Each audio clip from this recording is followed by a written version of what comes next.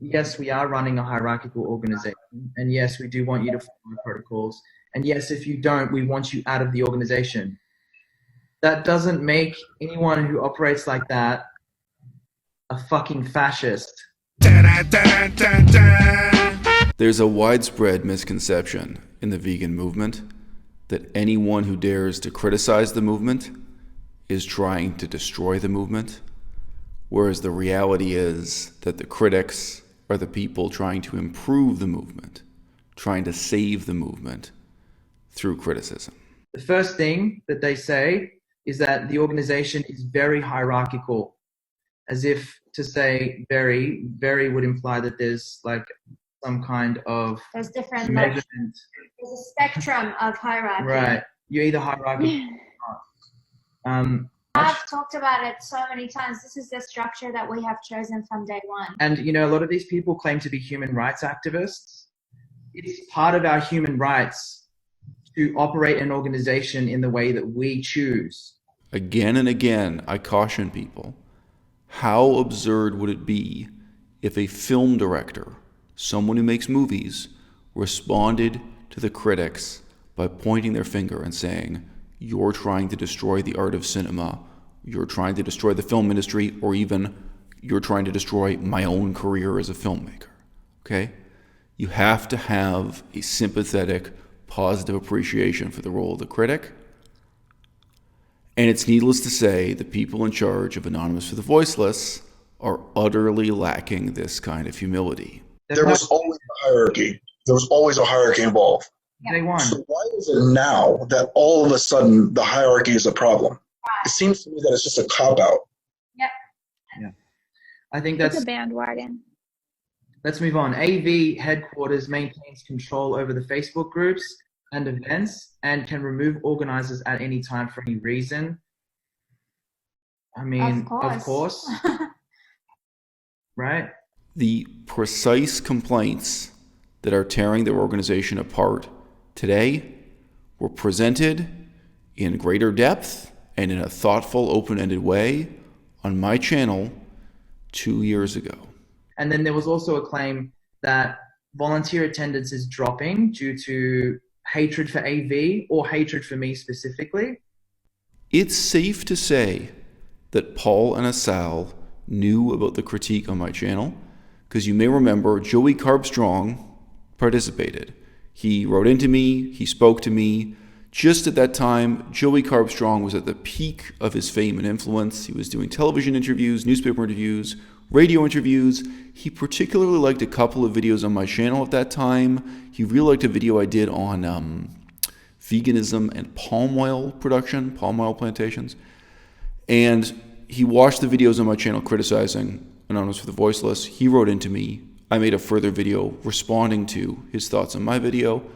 It is reasonable to assume that Paul and Asal either became aware of my critique of what they were doing through Joey Carbstrong or through Isaac. His YouTube channel is called Ask Yourself. It's not 6 degrees of separation, guys. Vegan YouTubers, there's about 1 degree of separation, and it's 1 click of the mouse. It's not much effort. It's reasonable to suppose that they heard the criticism at that time, and they had every opportunity to really think about it and have a substantive response and adapt. And they didn't. If someone comes to me and says, I don't like AV, I don't like Paul, and it's a baseless claim, as an organizer, you should just handle that effectively, point out the fact that it's baseless, and point out the fact that the animals need you to get on with it. AVHQ wants an organization with thousands of people with global reach.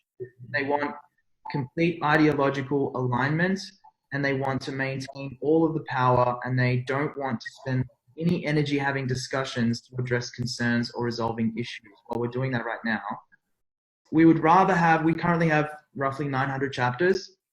We would rather have 500 chapters who operate in alignment with our ethos and are all on the same page.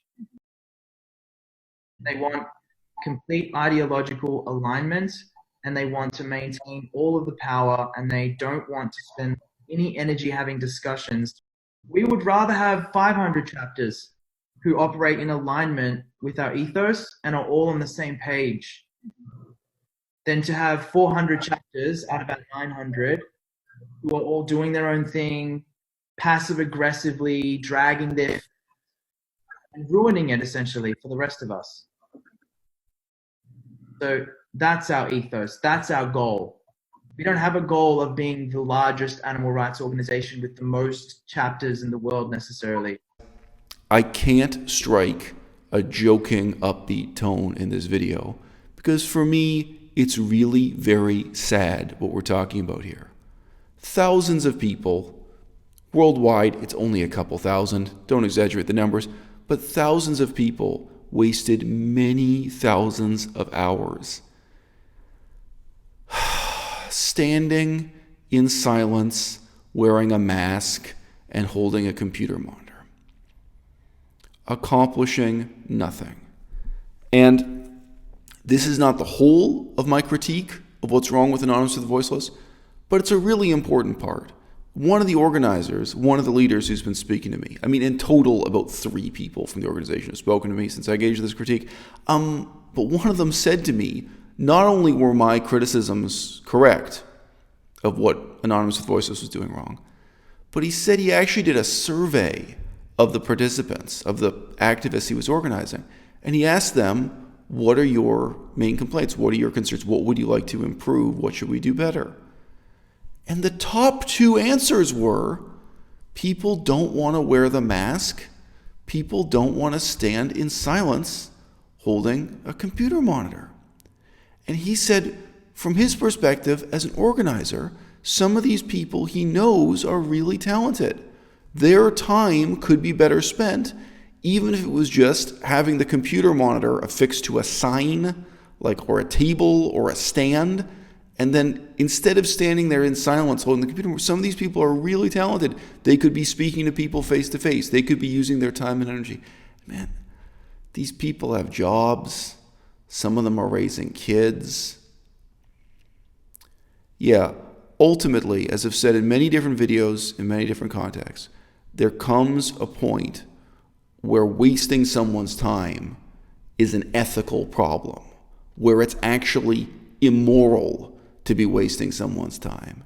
And I think that the design of Anonymous with the Voiceless inevitably and inexorably wastes people's time.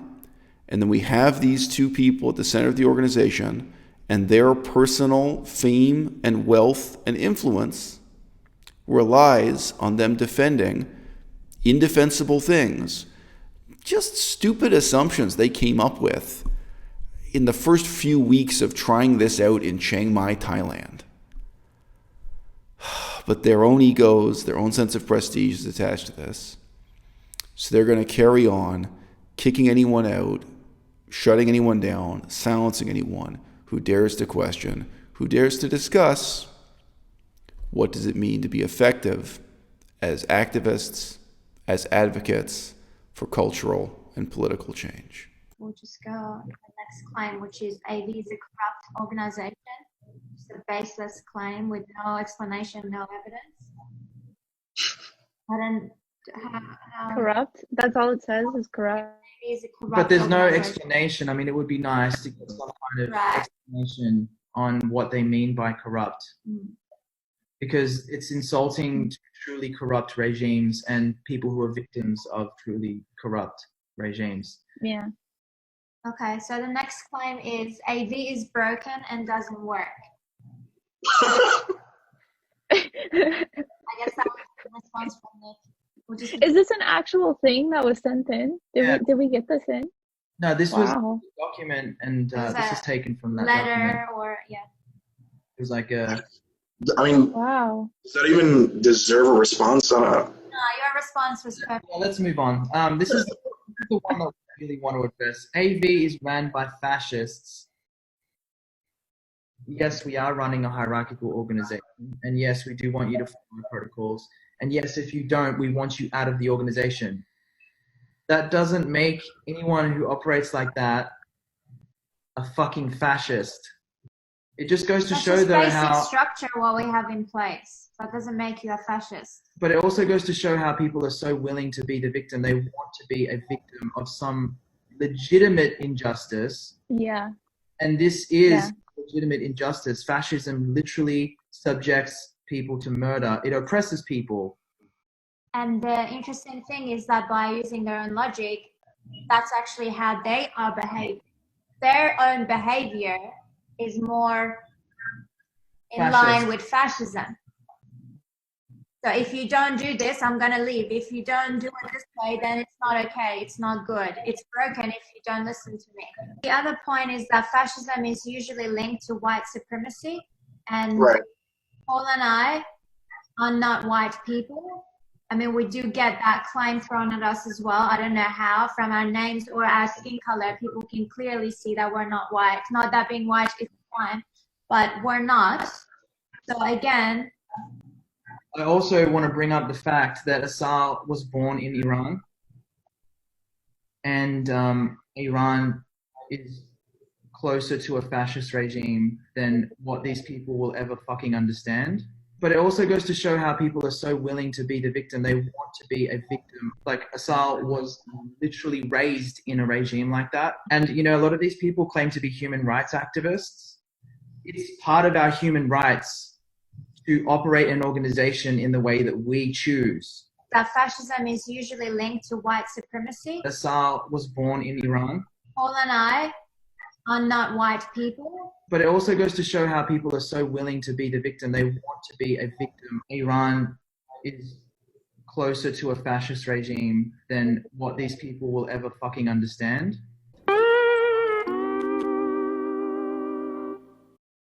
Asal legitimately comes from a regime that is truly patriarchal. So Asal was actually closer to being a victim of a patriarchal and fascist regime than these fucking people will ever know anything about.